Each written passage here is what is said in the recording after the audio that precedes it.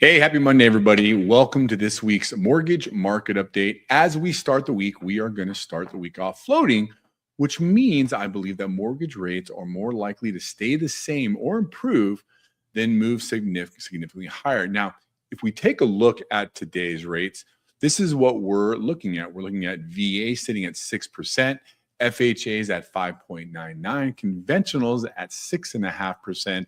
Jumbo 6.375.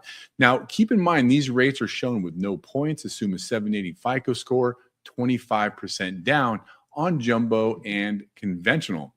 Take a look at this. Friday's fact on a Monday is, can I use gift funds for my down payment? Well, the answer is yes. For many buyers, savings for a down payment can feel overwhelming. So gift funds can be a great option. The rules vary depending on the loan program, the type of property you're buying, and who the gift is ultimately coming from. The key is making sure that everything is documented correctly. If you're wondering whether gift funds can work for your situation, can't talk today, send me a message or leave a question below, and I would be happy to help. All right, now let's talk a little bit, if I can see the screen here, what happened last week. The biggest report that came out was CPI, or Consumer Price Index, which is used as one of the primary measures of inflation. Inflation came in a little cooler than expected, and normally that is good news for mortgages and mortgage rates because lower inflation is generally favorable for the bond market. However, the bond market had already priced in much of that good news. So mortgage rates actually finished the week up just a smidge, not much, but just ever so slightly by the end of last week. We also received pending home sales. When you take a look at pending home sales, it measures homes that have gone under contract, and they fell 5.4% in June, ending 4 straight months of increases. Now, what does this mean? It tells us that buyers are still cautious. Affordability continues to be challenged, and we're seeing demand cool just a little bit.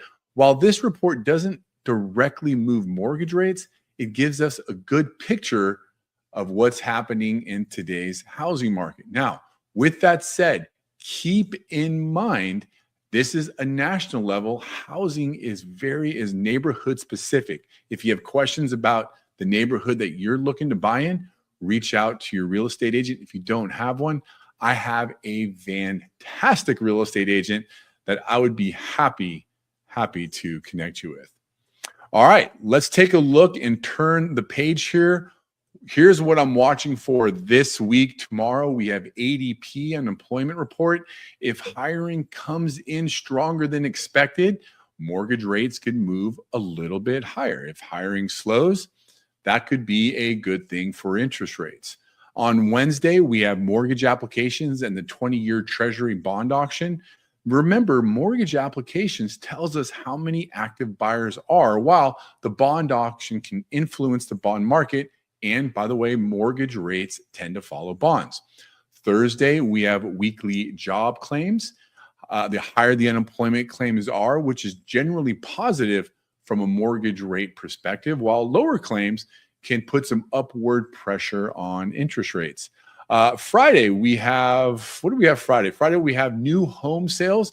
This gives us another look at buyer demand and the strength of the housing market. Finally, I want to talk to you about a strategy session here. Let me pull the slide up here. Let me get that for you.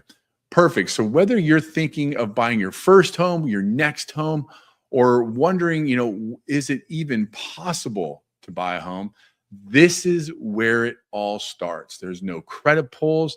There's no applications. There's no pressure. We'll simply sit down and talk about your goals, answer your questions, and build a plan that's right for you and your family. Remember this: smart people research, but brilliant people verify. I like that. It's got to get a little better. Let's connect and put a plan in place for you and your family. And with that, have an amazing week. Paula Brandt's Critical